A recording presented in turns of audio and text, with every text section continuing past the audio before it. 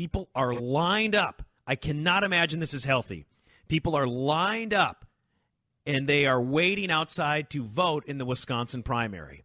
And this thing's gone back and forth. It's been a mess. The governor had to postpone it. Then the Wisconsin Supreme Court blocked that order. And so you've had a lot of online votes, but you've had long lines, people wearing masks, trying to distance. I cannot imagine that is healthy. Somebody to help me discuss this all is Roshini Rajkumar. She's an executive coach, a host right here on WCCO Radio. She's on the CenterPoint Energy Home Service Plus hotline. Roshini, how are you? You know, I am doing well, and I might be a little contrarian in this, but I am excited that people want to vote today, Cory. Okay, so, and you've seen the long lines, correct? Yeah, I mean, and I am also very happy that the numbers requested for absentee ballots was also record numbers for Wisconsin. So people are trying to also do it safely. There are thousands out there trying to do it safely.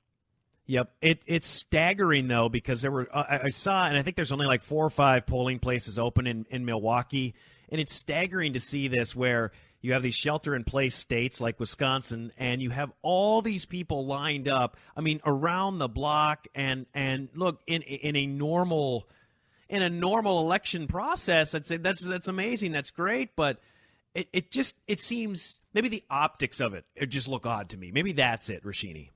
Yeah, maybe that's what it is, but I'm always about the vote. So I am so happy that Americans want to get out there and defy all odds, wear their masks, do other things, try to stay socially apart if possible, and just get out there and vote. Their vote matters to them. And it is nice for me to see and hear that there are some Americans out there that aren't being prevented from voting, and they remember this is an election year, and it's going to be a very big election. And this thing got political in Wisconsin. Do you think, and trying to have an election during a pandemic and what that looks like in November, obviously nobody knows right now, but could we be seeing something similar, what we're seeing today, absentee ballots, online voting, and how do we know that it's secure? What could the election 2020 look like?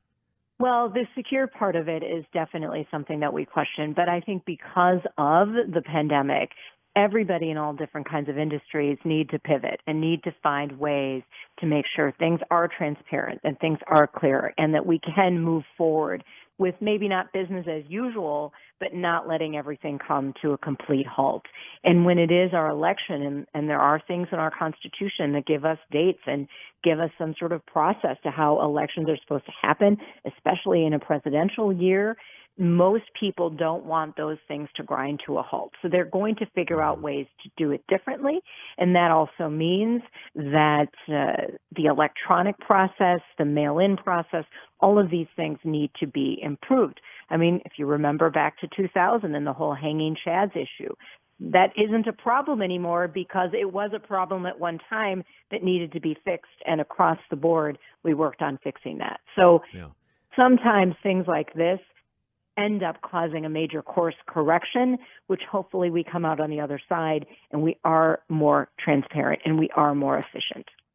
Roshini, what do you think? I mean, think about this. A month ago, it's all we were talking about, the election, what's going to happen. And now, I mean, it's such a backstory. We don't have hardly any stories coming out because we're in this catastrophic global crisis now with the coronavirus. It's just interesting to see what it looks like now. And do you think that this particular time has helped or hurt anybody? Well, as far as the election goes, I think it has. As a candidate, I should say. Yes, it definitely is the candidates. I mean, we hardly see headlines about them like we did in the past. And I'm not saying I want every story to be about the candidates, but it sort of makes me wonder, what are the ones that are still in the game, or even others that are trying to be in the game? What are they doing to reach out and get their message out? And we're not seeing it as openly as we did before. So that's what I do think hurts. But it also means that the remaining candidates need to be as effective as possible to get their message out, maybe more creative, to get voters to vote in the places where you can still vote in primaries. So those are the kinds of pieces and challenges that definitely hurt overall, but I think it's where the strategists come in. It's where their teams and who they've deployed across the country on behalf of each of the campaigns to do things in just a much more clinical, targeted way. How do you think this all plays out? Not the coronavirus, but this election cycle. And what I mean by that is, do you think, because we have been a very divisive country, specifically the last 4 or 5 years, do you think that this can I'm an optimist. I think you are too. Do you think that this can all bring us together more so, or is this just going to continue to fracture us further apart? I do hope it brings us together, Cory, but the challenge is our economy is really taking a hit, and every week the economy is slowed or not able to operate as we knew before Corona and COVID-19. It's going to take months per each week that we are shut down. So that gets us into 2021, if we're lucky, to try to get back to some sort of normal keel and some sort of unemployment numbers that are back into the single digits, right? So we have that going on. Then we also have the very real prospect that the conventions aren't going to happen for each of the major parties, and the debates may not happen, or they may be very minimized. And so then we approach November in more of a vacuum. The conventions and the debates help us see things in a public way. We see the strong points, we see the flaws in a public way, and then we can discern for whom we want to vote.